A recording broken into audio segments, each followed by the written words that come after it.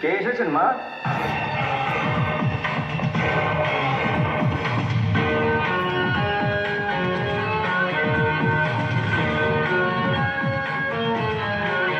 নমস্কার বিজয়বাবু। একে জনার্দন, তুমি এখানে? বাড়িতে লোক এলে আপ্যায়ন করতে হয় বিজয়বাবু। এখনো তোমার সেই যোগ্যতা হয়নি জনার্দন। সেই অহংকার এখনো কমেনি। এটা বাজারে কেনা স্নো পাউডার পারফিউম নয় জনার্দন। এই অহংকার জন্মের সূত্রে পাওয়া। এখন বলো, এখানে কেন এসেছো? শর্টকাটে। আমার ভাইপো সুনীলের সাথে তোমার বড় বোনের বিয়ের প্রস্তাব নিয়েছে। মুখ সামলে কথা বলো জনার্দন। টাকা দিয়ে বাড়ি গাড়ি কেনা যায়, কিন্তু নিজের ইজ্জত কেনা যায় না। যতই পয়সা করে ওপরে ওঠো, তোমার নামটা কিন্তু পুলিশ রেকর্ডে আছে। তুমি একটা চোর। আমি চোর নই।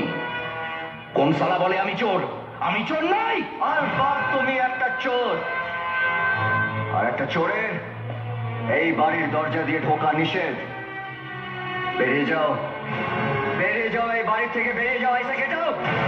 আপনি কিন্তু আমায় অপমান করছেন। অপমান? তুমি এখনো অপমানের কিচ্ছু দেখোনি। এই মুহূর্তে যদি তুমি এই বাড়ি থেকে না বেরিয়ে যাও, তাহলে এমন মার মারবো, না পাসপোর্ট না টিকিট, সোজা ওপরে।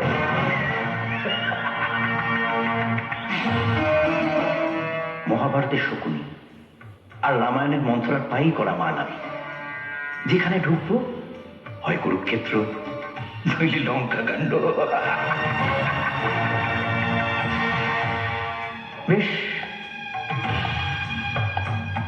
কথাগুলো আমি মনে রাখবো। আমাকে যে অপমান করে তুমি এ বাড়ির বাইরে বার করে দিচ্ছ, একদিন ঠিক সেই অপমান করে আমি তোমাকে এ বাড়ির চৌকটের বাইরে বার করে দেব। নইলে আমার নাম জনার্দন নয়।